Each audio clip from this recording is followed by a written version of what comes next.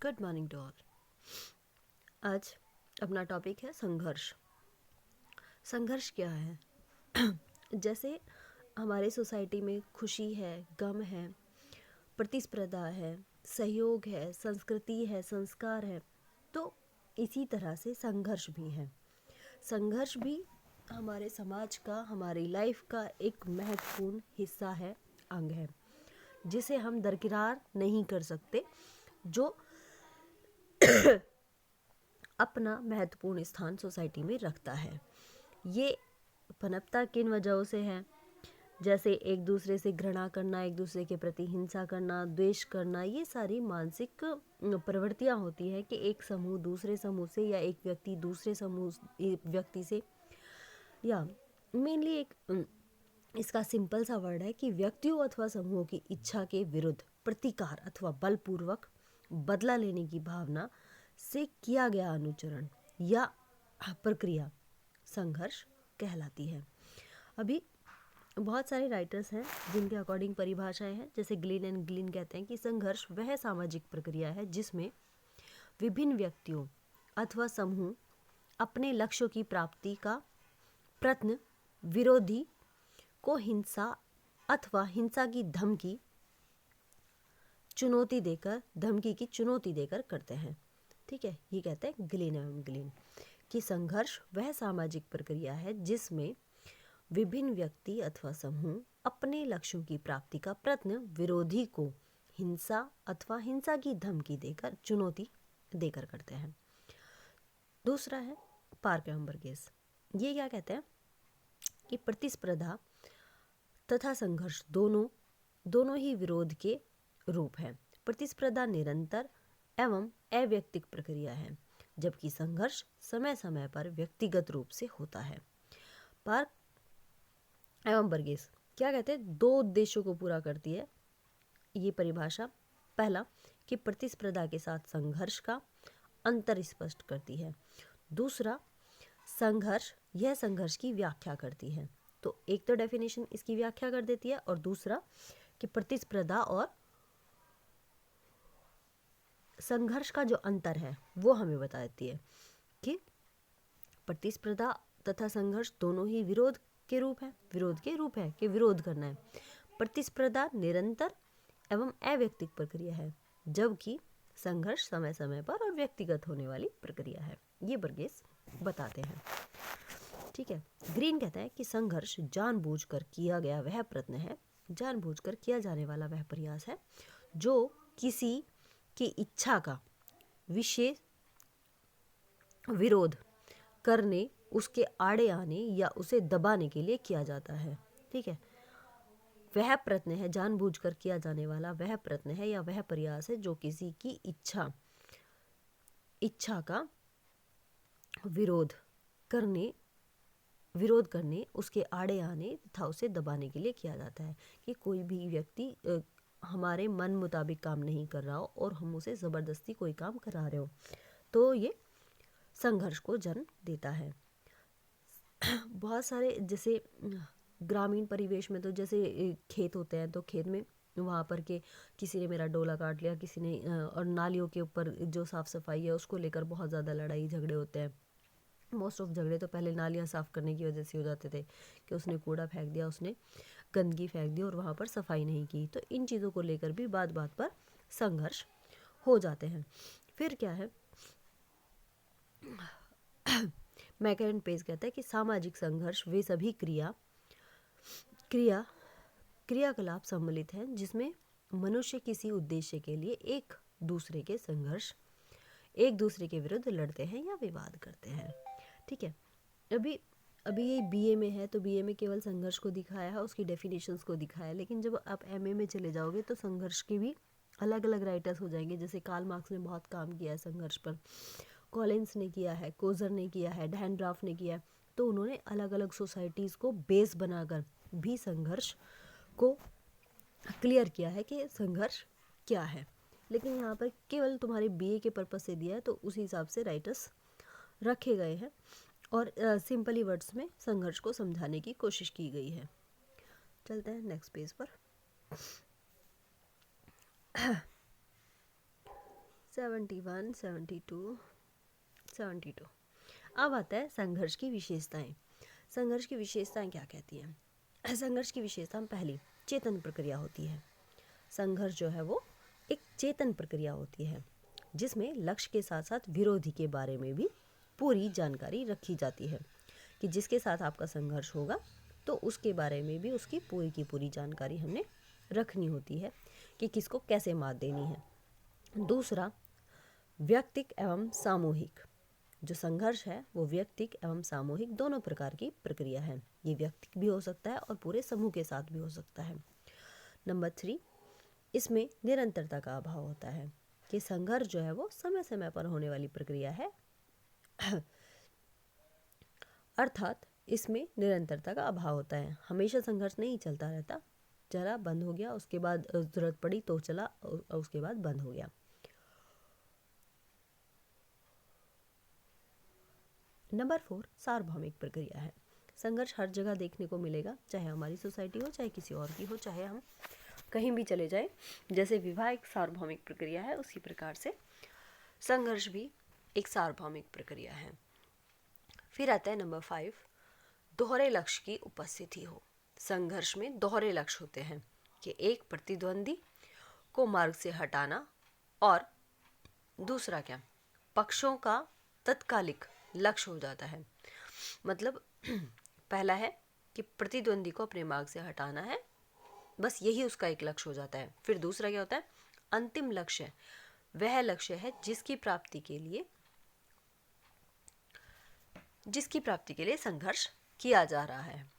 पहले लक्ष्य को लक्ष्य का प्रतिस्थापन भी कहते हैं। पहला जब प्रतिद्वंदी को सामने से हटाना होता है तो ये प्रतिस्थापन, लक्ष्य का प्रतिस्थापन कहा जाता है। ठीक है। फिर नंबर 6 है संघर्ष की प्रकृति। संघर्ष में लक्ष्य की प्रकृति अविभाज्य होती है, मतलब कि संबंधित पक्ष के बीच नहीं जा सकती। लक्ष्य की प्राप्ति का एक पक्ष को ही होती है। मतलब दोनों पक्षों में के फर्स्ट है तो दो फर्स्ट नहीं हो सकते, सेकंड है तो दो सेकंड नहीं हो सकते। तो इस तरह से जो लक्ष्य तक पहुंचेगा कि जो एक जीतेगा तो दूसरे को मार देगा, या फिर एक जीतेगा तो दूसरे को हारना ही पड़ेगा। ऐसा नहीं है कि दोनों ही जीत गए, दूसरा पक्ष उससे वंचित रह जाता है। ठीक है। जैसे बिग बॉस है कि लास्ट तक पहुंचते पहुंचते एक ही विनर होता है, एक को 1 करोड़ रुपए मिल जाते हैं, बाकी सबको कुछ नहीं मिलता। तो इस तरह से दूसरा पक्ष वंचित रह जाता है। नंबर 7, संघर्ष नियमहीन होता है। बिल्कुल कहा गया है कि एक कहावत है कि प्रेम और युद्ध में सब कुछ उचित है। तो संघर्ष एक लड़ाई है, उसमें विजय प्राप्त करने के लिए उचित या अनुचित तरीके अपना लिए जाते हैं। उचित या अनुचित, जैसे महाभारत का युद्ध हुआ था, उसमें लास्ट में आके कौरवों ने कि जीत के लिए सारे के सारे नियम तोड़ डाले थे। नंबर 8, संघर्ष समाज के लिए संघर्ष का परिणाम सकारात्मक या नकारात्मक दोनों हो सकते हैं। संघर्ष सदैव हानिकारक ही नहीं होता। इसका उदाहरण है अंग्रेजों के विरुद्ध भारतीयों द्वारा आज़ादी के लिए किया गया संघर्ष भारतीय समाज की दृष्टि से सकारात्मक था और बहुत ही ज़रूरी भी था। ठीक है। नेक्स्ट आता है संघर्ष के स्वरूप। ये थी विशेषताएं सारी की सारी, 8 विशेषताएं थी और अपने आप में काफ़ी अच्छी विशेषताएं हैं। एक बार रिपीट कर देती हूँ। चेतन प्रक्रिया, व्यक्तिक एवं सामूहिक प्रक्रिया दोनों हैं। नंबर 3, निरंतरता का अभाव। नंबर 4, सार्वभौमिक प्रक्रिया। नंबर 5, दोहरे लक्ष्यों की उपस्थिति। नंबर 6, संघर्ष की प्रकृति अविभाज्य है, मतलब कि केवल रिजल्ट एक के ही पक्ष में होगा, दूसरे के पक्ष में हार होगी। नंबर 7, संघर्ष नियमहीन होता है कि जब संघर्ष ज़्यादा बढ़ जाता है तो नियम एक साइड रख दिए जाते हैं। नंबर 8 है सकारात्मक या नकारात्मक परिणाम हो सकते हैं। जैसे ही संघर्ष होता है तो उसके परिणाम नकारात्मक भी हो सकते हैं और सकारात्मक भी हो सकते हैं। अब आता है संघर्ष के स्वरूप। संघर्ष के स्वरूप क्या है? प्रत्यक्ष संघर्ष होता है और दूसरा अप्रत्यक्ष संघर्ष। ठीक है। आमने सामने की जो लड़ाई होती है उसे प्रत्यक्ष संघर्ष कहा जाता है। जब दो व्यक्तियों के बीच बिल्कुल प्रत्यक्ष हो तो प्रत्यक्ष। ठीक है। प्रत्यक्ष संघर्ष वहाँ होता है जहाँ आमने सामने के संबंध होते हैं। इसके लिए दो व्यक्तियों अथवा समूहों में पाया जाने वाला संघर्ष प्रत्यक्ष संघर्ष ही कहलाएगा। युद्ध, सांप्रदायिक दंगे, हत्या आदि भी प्रत्यक्ष संघर्ष के ही उदाहरण हैं। या फिर अपने परिवार में पति पत्नी का झगड़ा हो या भाई बहन का झगड़ा हो या विवाह विच्छेद हो, इस तरह के जो संघर्ष होते हैं ये सब प्रत्यक्ष संघर्ष होते हैं। अप्रत्यक्ष संघर्ष, यदि किसी से मनमुटाव हो जाता है और अंदर अंदर अंदर क्या सोचते हैं उसको गालियाँ देते हैं, लेकिन सामने से अच्छे से बात करते हैं। ठीक है। जैसे राम का श्याम से मनमुटाव है, तो इस तरह से जिसमें किसी को हानि हम नहीं पहुंचाते और केवल द्वेष रहता है।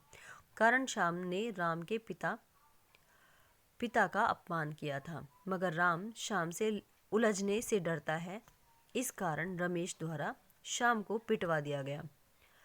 अप्रत्यक्ष संघर्ष है। ठीक है। किसी और के द्वारा उसे पिटवा दिया गया। इस प्रकार के संघर्ष में घृणा अथवा हिंसा अप्रत्यक्ष रूप से प्रकट होती है। समाज में पाई जाने वाली अनियंत्रित प्रतियोगिता को अप्रत्यक्ष संघर्ष के अंतर्गत रखा जाएगा। मतलब कि अगर कोई फर्स्ट आ रहा है क्लास में और आपको उससे प्रॉब्लम हो रही है, जलन हो रही है, तो वो अभी अप्रत्यक्ष संघर्ष का एक रूप है। ठीक है। अब क्या आता है ग्लिन एवं ग्लिन ने इसके संघर्ष के 5 स्वरूप बताए हैं। वैसे तो 2 स्वरूप है, एक प्रत्यक्ष हो गया एक अप्रत्यक्ष, लेकिन ग्लिन एवं ग्लिन कहता है कि इसके 5 स्वरूप हैं। कौन कौन से? इनको प्रकार भी कहा जा सकता है। ठीक है। स्वरूप और प्रकार एक ही बात होती है, संघर्ष के प्रकार या स्वरूप। तो ग्लिन एवं ग्लिन कहता है कि एक होता है व्यक्तिगत संघर्ष के व्यक्तिगत संघर्ष में जब एक व्यक्ति नहीं बल्कि 2 व्यक्ति या उससे ज़्यादा के बीच जो संघर्ष होता है वो व्यक्तिगत संघर्ष कहलाता है। व्यक्तिगत संघर्ष अघृणा, द्वेष, शत्रुता आदि होती है इसमें। फिर आता है प्रजातीय संघर्ष। प्रजातीय संघर्ष में व्यक्ति को शारीरिक लक्षण तथा वंशानुगत गुणों के आधार पर विभिन्न प्रजातियों में वर्गीकृत किया जाता है। प्रजातीय संघर्ष का आधार श्रेष्ठता हीनता की धारणा है। अमेरिका में श्वेत प्रजाति श्याम प्रजाति के मध्य होने वाला संघर्ष इसी का एक उदाहरण है। ठीक है। नेक्स्ट आता है पेज नंबर 173।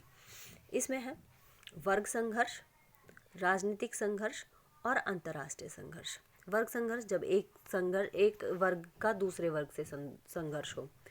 ठीक है। इसमें 2 वर्ग पाए जाते हैं, एक पूंजीपति वर्ग मतलब जिसे बुजुर्गा वर्ग कहा जाता है, और एक श्रमिक वर्ग होता है मतलब कि सर्वहारा वर्ग। ठीक है। इन दोनों के बीच वर्ग, जब फैक्ट्री के मालिक और मजदूरों के बीच जो संघर्ष होता है वो वर्ग संघर्ष के अंतर्गत आता है।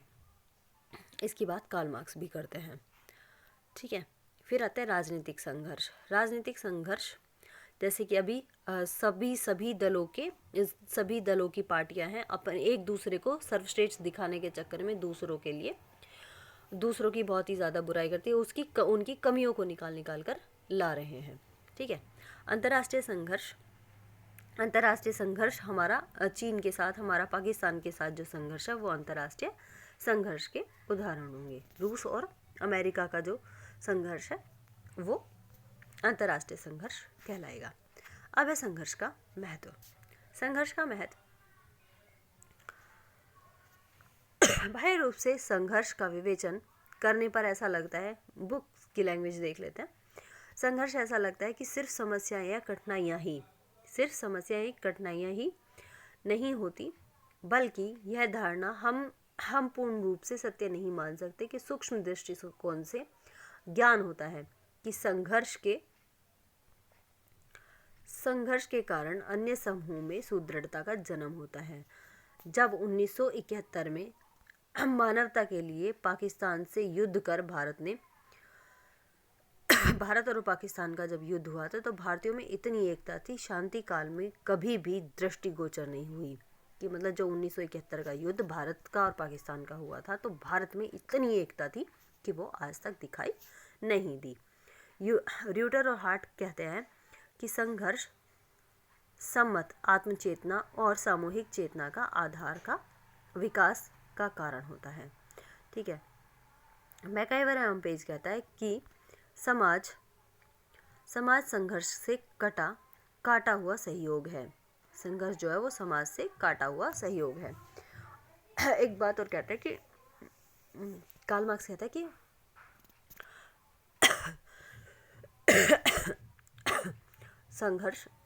मैक्स वेबर कहते हैं कि संघर्ष जो है वो सोसाइटी के लिए अच्छा भी होता है, क्योंकि जब सोसाइटी में संघर्ष होता है तो एक हिस्सा मजबूत होता है और एक हिस्सा कमज़ोर होता है।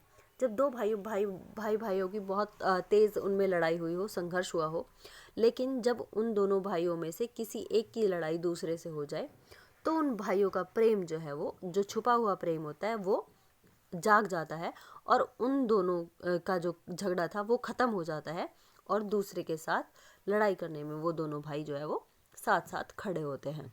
तो इसीलिए कहा गया कि संघर्ष जो है वो कहीं कहीं अच्छा भी होता है, हमेशा ही संघर्ष बुरा नहीं होता। जैसे 1971 की लड़ाई की बात आई तो इसी तरह से भारत और पाकिस्तान की जब भी लड़ाई होती है तो सारे राजनीतिक दल, सारे के सारे जो लोग हैं वो आपसी द्वेष छोड़कर पाकिस्तान के खिलाफ खड़े हो जाते हैं। ठीक है, तो ये था संघर्ष अकॉर्डिंग टू बी।